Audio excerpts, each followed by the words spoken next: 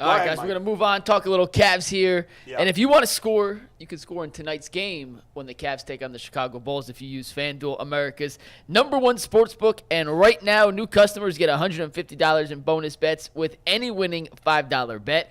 That's $150 if your team wins. You can bet on all your favorite NBA players and teams with FanDuel because they have quick bets, live same-game parlays, exclusive props, and so much more. Just visit FanDuel.com/UCSS to shoot your shot. FanDuel, an official partner of the NBA, an official partner of the Ultimate Cleveland Sports Show. Jason Lloyd and I discussed this last night on the Ultimate Cavs Show, and it's something you actually mentioned in the chat maybe a week ago, Bull. So I wanted to give you guys an opportunity. G, lifelong Cavs fan. Earl, lifelong Cavs fan. When you look at this current Cavs roster, this current iteration of the Cleveland Cavaliers, 2023-2024, winners of 17 of their last 19 games, is this the best non-LeBron James Cavs team you've ever seen? Or does that title go to the late 80s, early 90s Cleveland Cavaliers teams? Man, I don't want to. First of all, the Duke and knee-jerk, I was about to say, of course. I was just going to jump right on. Yeah, these are who they had back in the. I ain't going to disrespect them like that. Let's be clear. Them teams in the 80s. In the 90s, too, they had some good teams. Decent teams in the 90s.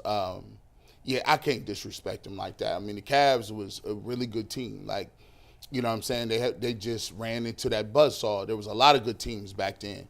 You know what I'm saying? So I really can't disrespect those dudes. And they get, buzzer beaters by Michael Jordan. And those teams played against Bird, Magic, Isaiah Thomas, Dominique Wilkins, Patrick Ewing, some of the best top 50 guys of all time. I can't disrespect them and just be putting Karis LeVert and them up there. Like Sam Merrill, I love Sam Merrill. I can't put Sam Merrill over Mark Price and be like, yo, this is the best I've ever seen. Yeah. Because that would be kind of like, I don't want to get disrespectful. That's kind of disrespectful. They put in a lot of work in, and them teams was a couple shots away from going to finals and competing.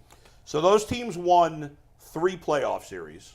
The Cavs' history without LeBron. There's only 4 series 4 wins. and 14 in the playoffs. 4 and 14 in series. In series, yeah, 4 and 14. Yeah, 4 and 14. And those teams with Daugherty, Price, Nance. Yeah, they won 1 in the 70s, and then 3. And those teams won 3. Yes. They went to the conference finals, I think, once. In the 80s. And the semis once. Yes. Off the top of the head, they got rid of, they retired Larry Bird, I believe in 90-something. They retired him. They won that series. They won a series against Drazen Petrovic in the Nets. Oh, he was a good player. He was nice. Why you put it that way? He said the Cavs retired Larry Bird. They retired I was like, wait, what? They got him. He was back. He was sitting on the and then But other than that, I can't think of the other series that they won off the top of my head. But, yeah. By the way, they need to do – you know how they have the Showtime show with Magic Johnson? Even though a lot of the players don't like it, I think it's been good. They need to do – and there is Larry Bird is in that. I don't know if you guys have watched it, but they have somebody playing Larry Bird. They need to do a Larry Bird one, too, because I am fascinated when I hear other mostly Lakers players, but other players – of his era, talk about Larry Bird and like the trash talking he did, and he would get if you put a white guy on Larry Bird, he would get pissed off. Yeah, he was like every time he'd yell at the other coach. He felt disrespected. My dad told me about that. So funny to me. I was born in '87, so the Cavs teams of the '80s I know nothing about. So for me, I think this current team is the best non-LeBron team ever. I think that. Wait, you're making that declaration now? He asked. Your opinion, is this the best non-LeBron team that he said that you ever saw? I was not alive to see those other teams. How can I make a declaration? Did you say that you had to see them? It's funny, or that was literally my argument. I was like, I can't argue for an 80s team that I wasn't alive for. Well, like people be wanting, how I'm arguing for something I didn't see. There's no, I mean, the Cavs haven't had any good teams when you guys have been alive. Earl, here's what I did, and if you agree with this, piggyback off. If you disagree, you can disagree. Here's my argument yesterday, Jason. I didn't watch those 80s and 90s teams because I was not alive, and also not alive when they won all 3. So I physically was unable to watch. So I've gone back. I've seen some clips. I looked at the makeup of those teams and compared it to the makeup of this year's Cavs team to see if they had the requisite pieces to compete at the highest level. In the 80s and 90s, different era, so took that into consideration.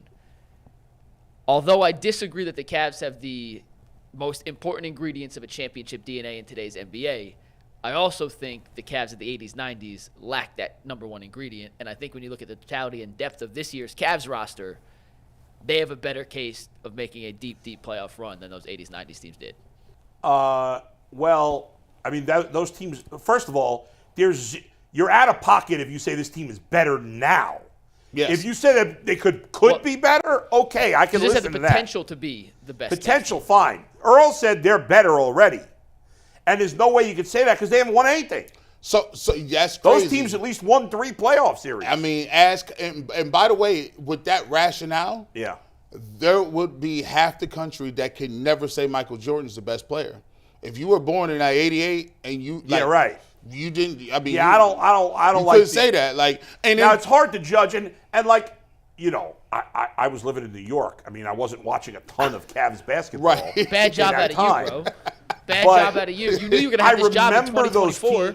Watch the Cavs in the 80s. You knew this was going to be your future. I would disagree. Like, what are you saying they didn't have that they needed?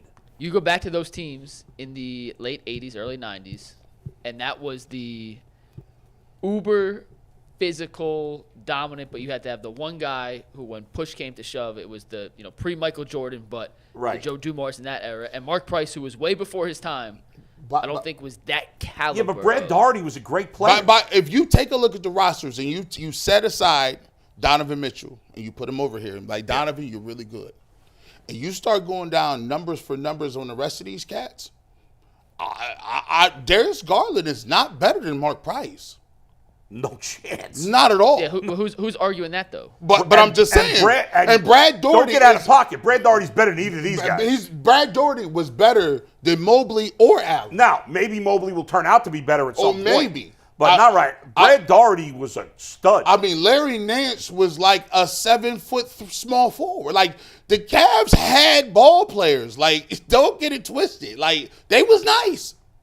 Like, I cannot put this team. I think could this team potentially be better? I think potential possible because Donovan is there. That's what I was trying to say. But you cut me off when I was making my point. There you go. I was not born in the '80s. I don't know much about those teams. But as I look at this team, this is the best non-LeBron team I've seen. I think this team has the potential to be.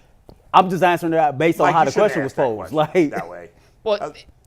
Hey, you asked the question. It was your question. The only argument is I didn't off. see them play. Well, that's not. Well, then does that have the potential to be? Earl, does this team have potential to win more than 2 playoff series? Yeah.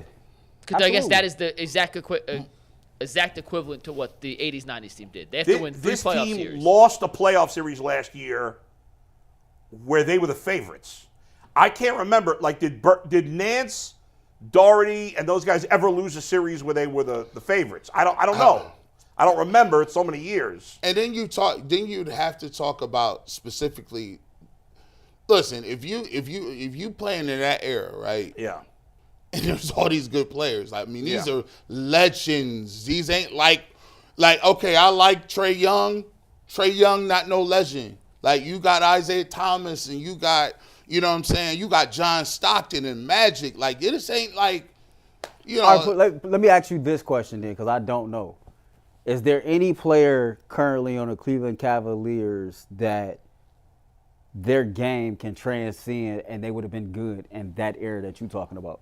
Yeah, a lot. I think like they would be. Well, Jared Allen would have fitted well. Jared Allen would have been. He would just be a regular dude down low. But I think Donovan Mitchell would be special. Yeah, I mean, Donovan Mitchell's a good enough player that guy that good is going to be good in any era. Because I think he would have been defended harder, and people would be more physical with him. He wouldn't be able to score. And that's why you can't compare straight stats, because it's much easier to score now than it was then. There is a large contingency, like, and I know he's only been here a couple years, but the comment Earl said is it'd be paying dividends. It looked like it'd be kind of true. Like, Donovan Mitchell might be the second best player in franchise history. You said Mike. He might be. You said Mike. He's not better than Kyrie. Oh, that debate is Did a we lot. just all agree last week that Kyrie was better? Listen, first of all, there is zero argument for Donovan Mitchell over Kyrie Irving right now. Zero. Why not? because he's won one playoff. Let me ask you something. When Kyrie was with, you're going to make an argument for Donovan Mitchell over Kyrie now? Watch this. Let me give you this. That is insane. Listen, when you had waiters, and you had all them other random Alonzo G's, the Cavs was winning 19, 20 games. If Donovan Mitchell would play on those same guys, they would have won 19, 20 games. Let me ask you. Come on, G. He had nobody there. Let me ask you. Don't make it seem like Donovan Mitchell. Let me ask you. All that matters is the playoffs. You know it. He ain't done anything in the playoffs. Donovan Mitchell is the best. Listen, he's the best player on the squad. When you play with LeBron, you get a bump. You get a boost. Mario Chalmers was rocking back in the day. Right, but Donovan, but players 2 through 9 versus what Kyrie played with, a million times better. I will give you that. The Cavs have a better Cavs are terrible. But here's the thing too. People can give you this. Yeah. Kyrie Irving then played with some of the best players in the world. James Harden. He didn't play with LeBron. He didn't play with Kevin Durant. He didn't play with Luka Doncic. Yeah. This dude is playing with like top 10 players. Agreed. Donovan Mitchell is playing with Max Strus. Oh, come on now. Let's not get Darius Garland was an all-star. He was all-star before he came here. Jared Allen's been an all-star caliber player this year. But here's the bottom line. Okay. The bottom line, and there's no debate here. Kyrie Irving played great in the postseason. When it counted. And made the biggest shot in the history of the franchise. That is correct. That's fact. Donovan Mitchell has played one playoff series with the Cavs, and he didn't play well. Okay. Against a team that was mediocre. But let's not act like before Kyrie hit that shot, his MO was he's a volume shooting point guard who does not get his people involved and is injury prone. That was his MO. It still is MO. It still is MO. Right? But I'm not going to knock him. His ability to score, his ability to handle the ball, Donovan Mitchell can't do that. Here's what I'll say. And not at that level. This may be a little blasphemous. But it's not like what he's just said is correct. But like we're talking about in a Cavs uniform. Like again, Kyrie hit the biggest shot. He hit the biggest shot. Yeah. But if LeBron James is not on this team, he's not even hitting. You ain't got no shot to take. Not even Donovan Mitchell hasn't done anything. I ain't gonna say he's done anything. Well, if LeBron he's not done anything in the playoffs, but I'm not gonna say he's not done That's anything since he's been here with the Cavs. That's all that matters. All that matters is what you do in the playoffs. Here's the thing. In that jersey, in that jersey, you talk about Kyrie. I was watching and looking at it the other day. He already didn't score more 40-point games than everybody in history. Most points in the Cavs history in a single game. He the only other player to win the Eastern Conference Player of the Month award. Did not get this contentious. Number one. We did this for 20 minutes. Number one, scoring is across the board bigger than it's ever been. Okay. So numbers are inflated. Okay. Number two, it's regular season. Okay. You can't if you say best Cavaliers ever. I don't even see where there's an argument for Donovan Mitchell. So we just gonna wipe out the regular season for every Cavalier. We gonna focus on the postseason only. Not only, but even if you argue that Donovan Mitchell, and the season's not over, is having a better regular season than Kyrie ever had, which I might give you, the difference is not big enough to overcome what Kyrie's done in the playoffs versus what Mitchell's done. Here's what he had LeBron though, man. It's just so you're going to totally dismiss what he's done? No, I'm not dismissing what he done, but he had LeBron James. So what's more impressive? It's different. Playing great with LeBron or not playing great at all? Donovan Mitchell hasn't played great in the playoffs. He stunk last year. But you're dismissing. Bull is just focused on the playoffs. I'm looking at his totality in the Cavs jersey. The totality of the uniform. He's played 2 years. That's how good he's been. Gee, he hasn't won any big games. Kyrie made the biggest shot in the history of the franchise. Here's what I'm saying though. When you got LeBron, there's a reason why he can even get that shot off because there's 3 other dudes looking at. You're going to dismiss everything he did. I'm not dismissing. Kyrie Irving played 8 years as a Cav. So after 2 years and 0 playoff series wins, you're going to say he's better than Let me ask Kyrie. how many. That's crazy. Let me ask you a question. How many playoff series wins did he get when LeBron won here? 0. Because he had nothing around him. Oh, okay. There's not a player on the planet besides LeBron that would have gone to. Even LeBron might not. LeBron would have. LeBron is the only player in the NBA that could have possibly gone to the playoffs with with those teams he played with, and you know it. Think about this. They had no talent. Think about Nothing. this. Kyrie. Let me ask a question. Those teams that Kyrie played with before LeBron came back, you think if they had Donovan Mitchell instead of Kyrie, they would have gone to the playoffs? No, not necessarily. Okay, so come on, you know they wouldn't. But here's the way I'm looking at it. And Kyrie was in the first 4 years of his career. In just 2 years, I'm just showing you the impact that it's a conversation. Because here's the thing, it's a difference. Listen, what's the name? It's a difference between being a bus driver and a bus rider. They talk about it. Who has scored more points as a Cleveland Cavalier, Kyrie Irving or Donovan Mitchell? I mean, he's played there 2 years. Well, that's part of the argument. But the metrics show you who has more 40 points in the Cavaliers. Who cares? That's one reason. Okay, so come on, boy. Who averages? So by the way, he averages more assists. So you can sit up here and say who scored more points in the Cavaliers jersey? That's over a career, not a few random games. But and less than 2 full seasons, he has more 40-point games than Kyrie ever had. To me, Kyrie never won Player of the Month. Who cares That's about crazy. Player of the Month? Hey, has Kyrie made when you're judging players, you're judging. Oh, good. So we just gonna have a conversation based off the postseason at all. Mike is the biggest basketball fan here. Is that fair to say? Go ahead. When you were judging players, have you ever judged them based on most 40-point games or Player of the Month wins?